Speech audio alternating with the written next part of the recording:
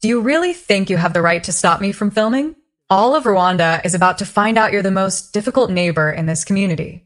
Kesa Mukamana raised her phone to start a live stream just as Claudette Uwama gently lifted her hand and said, quietly, "Please don't film me." Within a few hours, that 19-second clip had crossed 860,000 views, turning a quiet, kind-hearted woman into the internet's newest target of ridicule. What no one watching knew was that Kesa had cut out nearly a full minute of footage, the minute that explained everything. The truth, it turns out, is rarely buried under lies. More often, it is simply hidden behind the parts people choose not to show. Hashtag the woman they called the keeper of books. Before the video, before the laughter, before her face became a meme shared by strangers who had never once walked down her street, Claudette Uwama was simply the woman everyone in the neighborhood knew and trusted. Nyamirambo woke the way it always did. Brooms scraping across courtyards in front of red brick houses, the smell of fresh chapati mingling with hot tea from roadside stalls, fruit sellers stacking avocados, bananas, and mangoes outside their shops, bus conductors calling out for passengers near the junction. And in the middle of all that ordinary noise, everyone knew Claudette. They didn't just call her the librarian.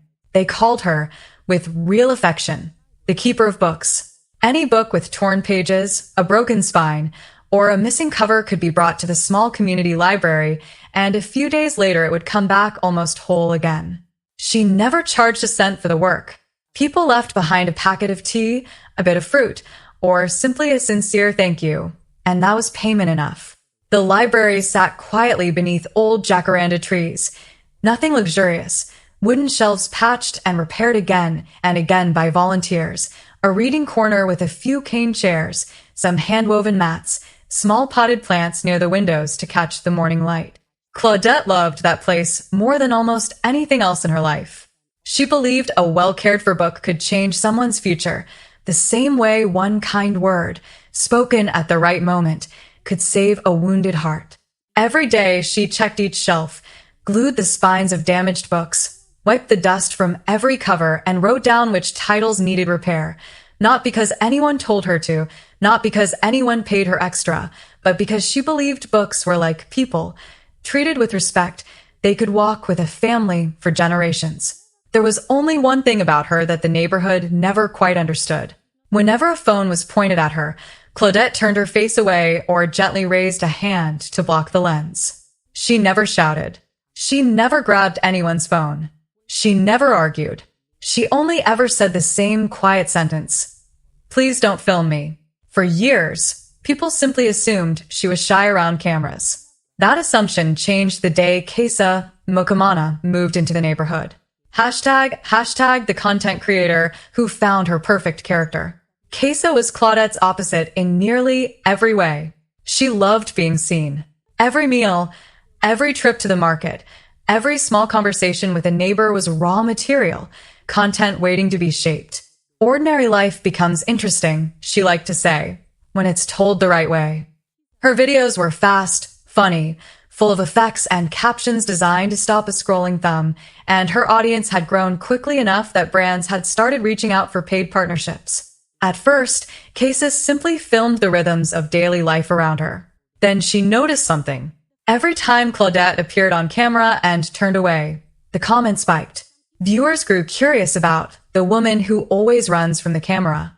That curiosity told Kesa she had found something valuable, a recurring character who could keep her page alive without much effort at all. What Kesa never stopped to consider was that behind Claudette's silence sat a story so painful that even the coldest heart, upon hearing it, might not have dared turn it into entertainment. By the next morning, Kesa's clip had spread through every local community group and onto several other platforms. With a few mocking captions, she had turned Claudette into the image of a stubborn woman who snapped at anyone holding a phone. The early comments were mild. Within hours, they weren't.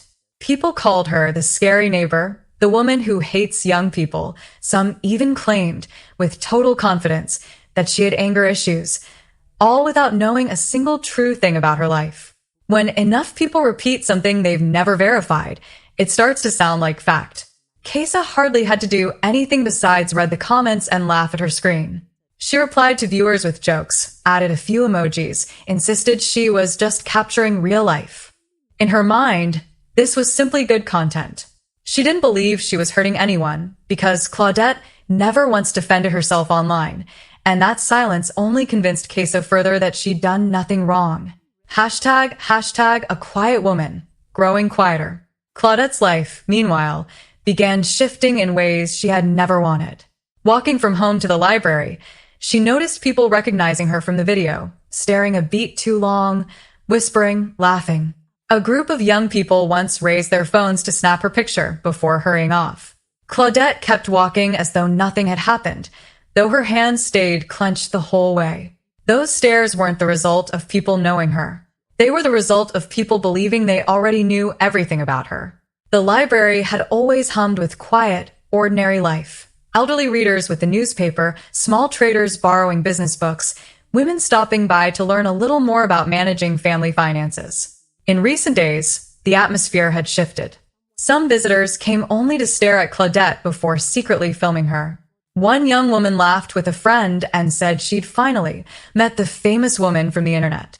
Claudette simply turned away and kept repairing the spine of an old book as if she'd heard nothing at all.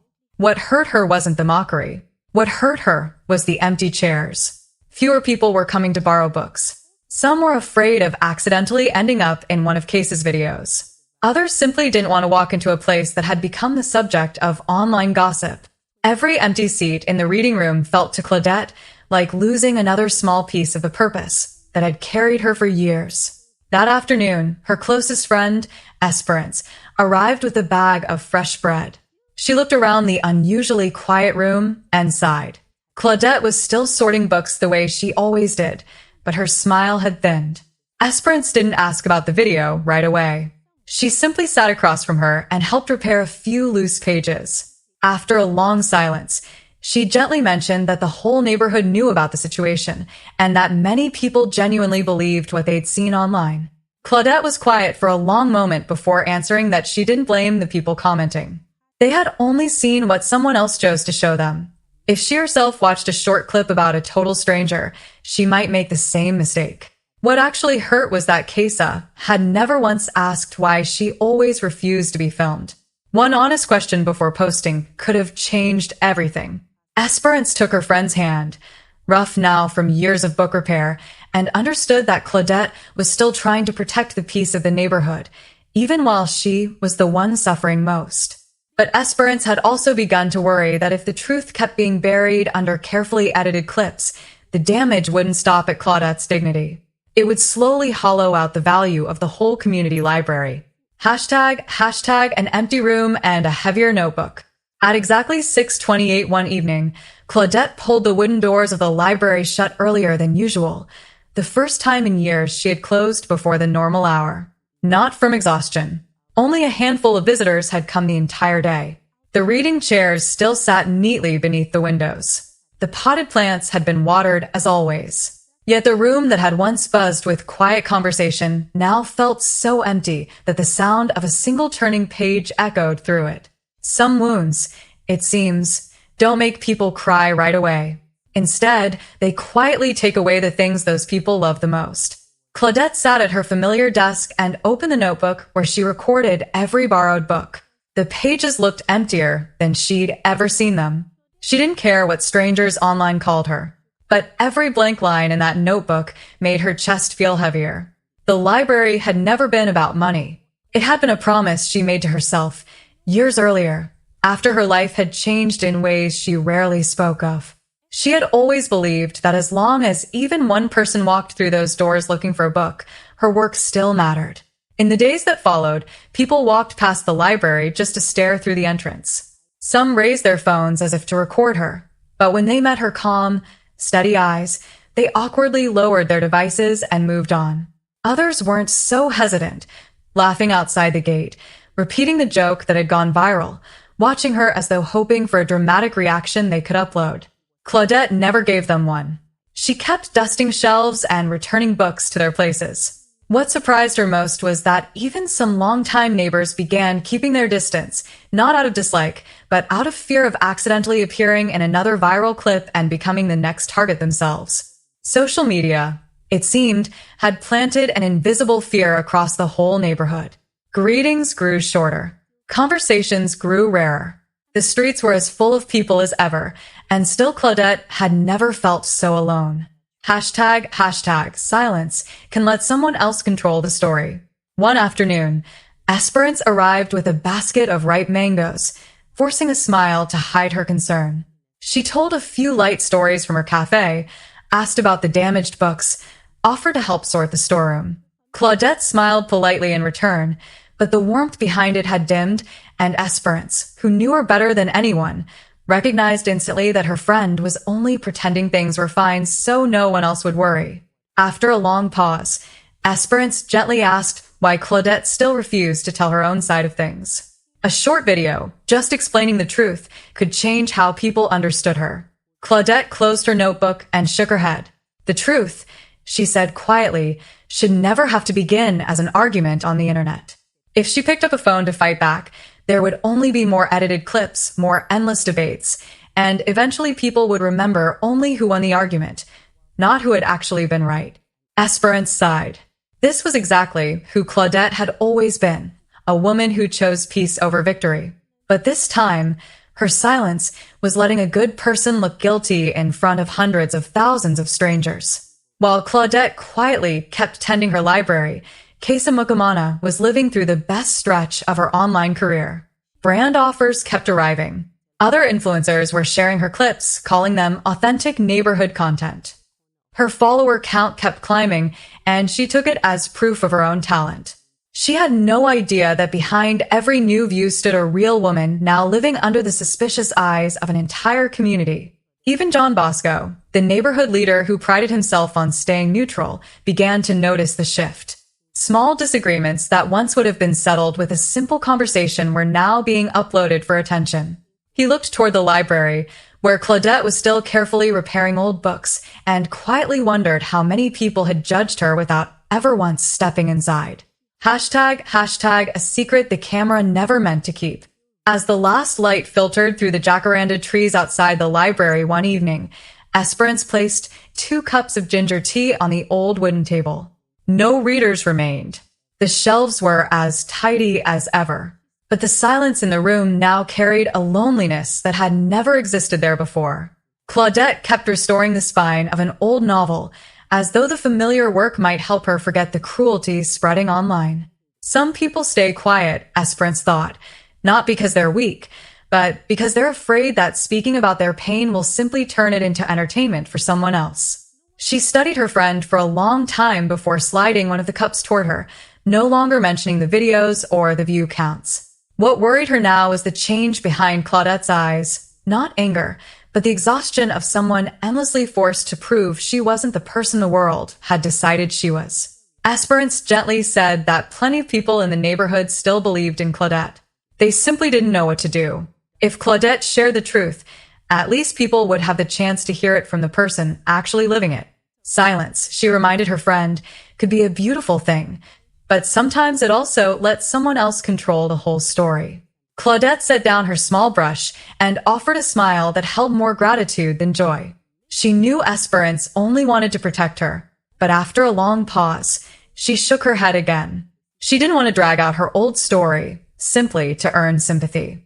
Some memories had taken years to quietly settle into a peaceful corner of her heart. Pulling them out now, just to prove her innocence, would feel like tearing open wounds that had only just begun to close. Then, for the first time in all their years of friendship, Claudette said a little more than she ever had before. Even now, she admitted, whenever she heard someone start a live stream in public, her heart still raced without warning. It wasn't that she hated technology or disliked young people.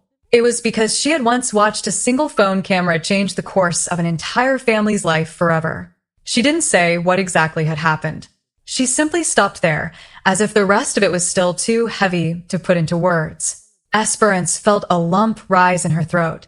She understood, suddenly, that Kesa had never known any of this, that the young creator had only ever seen a woman avoiding a lens, and had filled in the rest with her own convenient assumptions. Worse, hundreds of thousands of viewers had done exactly the same thing. No one had asked questions. No one had checked. They had simply believed whichever version was most entertaining. Kesa, for her part, kept planning new episodes, watching her follower count climb like proof of her own creativity. Friends congratulated her on building a series audiences couldn't stop watching, brainstorming funnier titles and stronger reactions. None of them realized that the woman they kept filming had never once started an argument.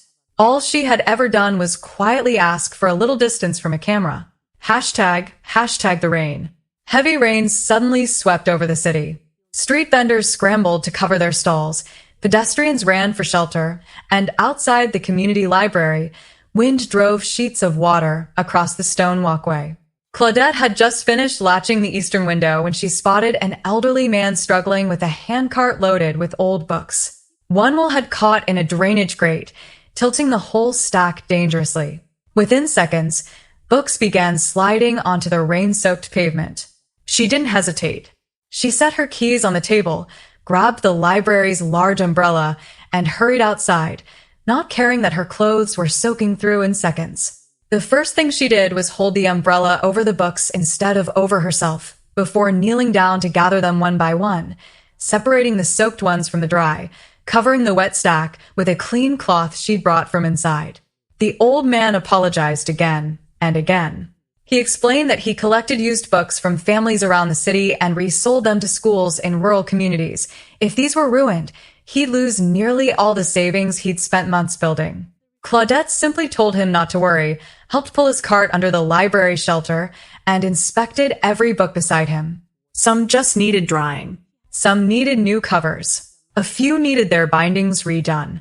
To her, this was ordinary work, the kind she'd done for years. Across the street, Esperance watched the whole scene from inside her cafe. She didn't rush out. She knew Claudette always preferred helping quietly on her own terms. What caught her attention instead was the small security camera mounted under the cafe's roof. From that angle, it had captured everything. Claudette shielding a stranger and his books with her own umbrella, kneeling in the rain, drying each cover by hand before placing it carefully back into the cart. No dialogue, no music, just the sound of rain, and a woman doing something kind as naturally as breathing. Meanwhile, Kesa had just wrapped a sponsor video and was scrolling through comments, still climbing under her Grumpy Neighbor series, several followers even begging her to keep it going. She smiled, satisfied, and began planning another episode, certain that all she needed was one more reaction from Claudette to keep her audience hooked. Back at the library, Claudette had no idea the security camera had recorded any of it. After helping the old man sort his books, she brought out an old paper dryer to pull the moisture from the damp ones. He tried more than once to pay her. She refused every time, asking only that if those books eventually reached the people who needed them, they be cared for well enough to keep serving others for years to come. He left with tears in his eyes, pausing to bow his head toward the library one last time before disappearing down the street. To Claudette, it had simply been another ordinary afternoon. Hashtag the video that told the whole story. That evening, Esperance happened to review the cafe's security footage while checking whether the storm had damaged the shop sign outside. As the recording played, she froze, not because Claudette had helped a stranger, that surprised no one, but because throughout the entire clip, Claudette never once looked toward the camera. She had no idea anyone was watching. No performance, no dramatic gestures, nothing staged. Her kindness clearly came from habit, not from any wish to be seen being kind. Esperance sat in front of the screen for a long while, remembering Claudette once saying that truly kind people never needed to turn their pain or their good deeds into content. But for the first time, she began to wonder whether that very silence was letting a false story spread even further. She didn't want to attack Kesa or start another online fight. She simply wanted people, finally, to see the real Claudette, a woman whose true character had never once fit inside those short, edited clips. Late that night, alone after her last customer had gone, Esperance watched the footage one more time, noticing another small detail each time she played it. The woman who had never known she was being filmed, simply doing something kind because it was who she was. The most beautiful thing about kindness, she thought, isn't that many people witness it. It's that it keeps existing even when no one is watching. After hours of thinking it over, Esperance made a decision. She would not post anything attacking Kesa Mokomana. She would not stitch together old clips to prove who was right and who was wrong. Instead, she uploaded the full security footage exactly as it was. No music, no effects, no commentary, with a single caption. This is the woman many people judged after watching only a few seconds online. The video spread differently from anything that had come before it. No laughter, no mockery. People simply watched, quietly, as Claudette knelt in the rain, lifting soaked book after soaked book, drying each page by hand while reassuring an old man who wouldn't stop apologizing. What struck viewers most was how natural it all looked. She never seemed to be performing kindness, only living it. The first comments were cautious. Some admitted they'd never imagined Claudette could be so different from the woman they thought they knew. Others began asking why every one of Case's videos only ever started the moment Claudette raised her hand to block the camera. People went back through Case's older uploads and noticed the pattern for themselves, every clip ending abruptly right after Claudette reacted, with nothing showing what came before the phone was raised, or what happened after she walked away. For the first time, the conversation shifted away from Claudette's personality entirely.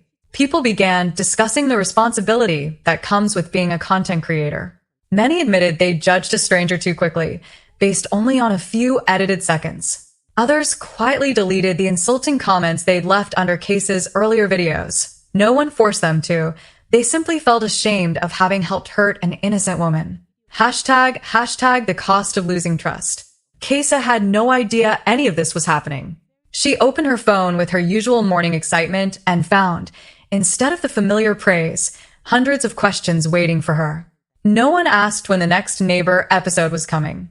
They wanted to know why she'd never shown the whole story. Some asked politely. Others admitted they'd always trusted her for feeling honest and relatable, and that this was exactly why they no longer trusted her channel at all. Kesa kept reading, hoping the criticism would blow over as it always had. Instead, a heavier feeling settled in. Not anger from her audience, but the quiet erosion of trust. Views could spike overnight from controversy. Trust took hundreds of honest choices, made daily, to build. And once people believed they'd been misled, everything she'd worked for began to crumble. Over the following days, sponsors sent short, polite emails putting campaigns on hold while they reassessed her image. No one accused her outright, yet that quiet distance told her everything. She had always believed follower counts were a creator's greatest asset. Now she understood trust was worth far more. She spent hours rewatching every video she'd made about Claudette, this time through the eyes of an outsider, and noticed what she'd never registered before. Every clip began the exact moment Claudette raised her hand to block the lens and ended the moment she walked away. Everything before and after was gone. She'd always told herself this was just good editing. Now she could see the picture she'd built was missing its most important pieces. Hashtag what they learned. Life at the library slowly filled back in. More visitors came each day, not because Claudette had become famous, but because people wanted to meet the woman behind the headlines, and they came now with respect rather than curiosity. Some donated books still in excellent condition. Others volunteered their time. A few simply wanted to apologize for believing things they'd never bothered to check. Claudette stayed exactly who she'd always been. She never brought up Case's name. She never mentioned the comments that had hurt her. When visitors asked how she felt now that public opinion had turned, she only smiled and said that what mattered wasn't what people thought of her. It was that the library was full of readers again. That simple answer moved people more than any speech could have. John Bosco, watching the shift, understood something important. A community doesn't grow stronger because someone wins an argument. It grows stronger when people recognize their mistakes and choose to fix them. He began organizing conversations between residents and local content creators about privacy, responsibility, and respect in the age of social media. Believing Claudette and Case's story shouldn't end in division, but become a lesson that spared others the same pain. Alone in her apartment, Case sat staring at her dark phone screen. For the first time in years, she wasn't thinking about views or algorithms. Just one question kept circling in her mind. If she had simply taken a few minutes, at the very beginning, to ask Claudette why she always avoided cameras, would any of this have happened at all? Hashtag the box of books. The wooden door of the library opened slowly one afternoon. Claudette was at her usual table, replacing the spine of an old dictionary, and didn't look up right away, assuming it was just another visitor. Only when a pair of slow footsteps stopped in front of her did she set down her brush and raise her eyes. Standing there was Kesa Mukamana, but unlike every time before, there was no phone in her hand, no tripod, no microphone clipped to her shirt. Instead, she carried a large cardboard box full of brand new books. The library was unusually quiet. Kesa lowered her head for a long moment before finally speaking, her voice far softer than it had ever sounded online. She explained that she hadn't come to film anything, or ask for a photo, or manufacture another moment for social media. She had come for one reason only, to say something she should have said a long time ago. Claudette stayed silent. Not cold, but not rushing to smile either. After everything that had happened, her silence no longer meant distance. It meant she was making room for the words about to be spoken. Kesa took a breath and admitted she'd barely slept in days. Every time she closed her eyes, she saw the videos she'd edited, the mocking comments that followed. She had always told herself she was just documenting everyday life. Now she understood the difference between recording reality and shaping how millions of people judged another human being. She set the box down and opened it. Novels, history books, science texts, children's literature, bought with the last payment she'd received before her sponsorships were suspended.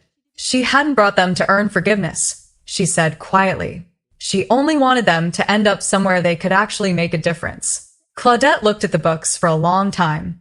She recognized several titles the library had wanted for years, but could never afford. She closed the box gently and invited Kesa to sit. Neither spoke for a while. Outside, a breeze carried dry leaves across the walkway. Inside, the only sound was a reader quietly turning pages in the corner. Finally, Claudette broke the silence, not to ask why Kesa had done what she did, not to talk about the pain she'd carried. She asked only one question. After everything that's happened, what have you learned? The question caught Kesa completely off guard. She admitted, slowly, that she had once believed a content creator's job was simply to produce strong emotions. Now she understood that strong emotions and meaningful value were not the same thing. A video could make millions laugh for a few seconds and still leave one innocent person carrying deep wounds for years. Losing followers and sponsors wasn't what hurt the most, she confessed. What haunted her was realizing that, for so long, she had turned the life of a genuinely kind woman into fuel for her own career. Claudette nodded, looking toward the shelves that had shaped so much of her life. Everyone makes mistakes, she said calmly. What actually defines a person isn't whether they fail, it's whether they choose to defend those mistakes, or find the courage to change because of them. Kesa wiped her eyes. She had already deleted every video about Claudette and posted a public apology, though she knew that alone wasn't enough. A person's dignity, she said, could never be fully repaired with a few written words. From that day forward, she promised she would never film anyone without their permission again. And if she ever told someone's story, she would tell the whole story, not just the parts that would get the most attention. For the first time since Kesa had walked in, Claudette smiled. It wasn't the smile of someone who'd won, or been proven right. It was the smile of a woman quietly watching another person begin, genuinely, to grow. Before she left, Kesa turned back for one last look at the library and understood something she never had before. This peaceful place had never needed viral videos to matter. It was the quiet people who cared for it day after day who deserved to be seen. #, community workshops. John Bosco and the Neighborhood Council later organized community workshops on digital responsibility, privacy, and respectful online behavior. Not to criticize anyone, but to help people understand that a camera might capture reality while stripping away the context that gives reality its meaning. Young people came in numbers, listened, asked thoughtful questions, and openly admitted times they, too, had shared something online without checking whether it was true. Gradually, Claudette's story stopped being remembered as a scandal and became a reference point whenever conversations turned to responsible content creation. Kesa kept doing the work she loved, but never again raised her phone toward a stranger without thinking first. Whenever she wanted to tell someone's story, she sat down, listened, and asked permission before pressing record. Her videos no longer earned overnight millions of views. Growth was slower, but her comment sections filled with thoughtful conversation instead of arguments. Viewers wrote that they stayed not for drama, but because her stories reminded them goodness still existed in ordinary people. One day, Kesa returned to the library not as a content creator, but as a volunteer, spending hours beside Claudette repairing old books and learning to restore damaged pages. They rarely spoke of the past. Instead, they talked about shelf organization and ideas for expanding the library's programs. In those quiet hours, Kesa understood something important. Forgiveness doesn't erase what happened. It simply means both people refuse to let the past decide who they become. By year's end, the library opened a new reading room for adults who had never learned to read or write. Claudette never stood on any stage during the opening. She sat quietly beside an elderly woman, helping her sound out the first words of a simple book, while aspirants watched from across the room and remembered the painful weeks when the library had stood nearly empty. The past could never be erased, but everyone still had the power to choose what they built from it. If you asked Claudette what made her happiest after everything she'd endured, she would never mention the apology or the sudden popularity. She would simply point toward the crowded shelves, full of readers again. What she had wanted to protect from the very beginning was never her own reputation, only a place where people could learn to listen, understand one another, and become a little kinder. Hashtag 1 year later. A year after everything had settled, the community library in Nyamirambo had become far more than a place to borrow books, a space where strangers became neighbors and neighbors became friends. Every weekend, volunteers ran free reading sessions, literacy classes, and small workshops where women shared business ideas with one another. Claudette still welcomed everyone with the same gentle smile. The one quiet difference: she no longer avoided every camera. When journalists or thoughtful creators asked to document the library, they always asked her first, and she agreed only when she knew the purpose was to inspire, not to satisfy curiosity. Kesa became one of the library's most dedicated volunteers. Instead of chasing controversy, she used her platform to tell honest stories about ordinary people making real differences in their communities. Her audience grew slowly, but every comment carried respect instead of excitement over drama. The two women who had once stood on opposite sides of a painful misunderstanding could often be found sitting beside the same bookshelf, proof that genuine sincerity can heal wounds fame never could. Modern life exposes all of us to thousands of videos a day, and not every video tells the whole truth. Sometimes a few seconds of carefully chosen footage are enough to make millions of people admire someone or condemn them. That is exactly why our greatest responsibility isn't to consume content faster, but to think more carefully before believing everything we see. Every creator has the freedom to tell a story, but that freedom should always be balanced against the responsibility to protect another person's dignity, privacy, and humanity. Views can bring quick success. Trust is only ever earned through honesty, fairness, and respect. Claudette and Kesa's story is a reminder that real kindness is often quiet. Countless people spend their lives helping others without ever asking for recognition or a camera to witness it. If each of us paused for just a few extra moments to hear the whole story before judging someone, ask permission before recording another person's life, and try to understand the circumstances before forming an opinion, social media could become something far more valuable than entertainment. It could become a place where compassion, wisdom, and basic human dignity travel just as fast as any viral video ever could. Because in the end, the truth will always be worth more than the views.